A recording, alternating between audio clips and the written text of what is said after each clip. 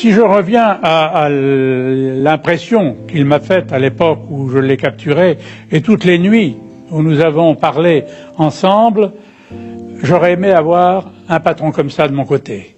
J'aurais aimé avoir beaucoup d'hommes de cette valeur, de cette dimension, parce que c'était un seigneur, Ben Midi. Il était impressionnant de calme et de conviction.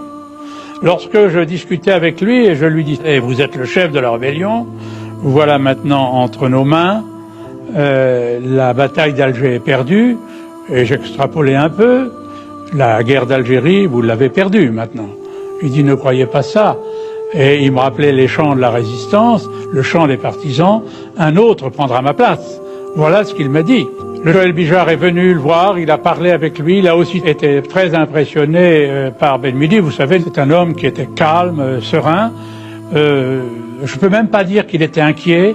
Il avait déjà compris que la page était tournée pour lui. Parce que faire de Ben Midi? Que faire de Ben Midi? Je l'ai remis à l'état-major, il y a une équipe qui est venue le chercher, et c'était la nuit, et bien que le règlement s'y oppose, je lui ai fait présenter les armes.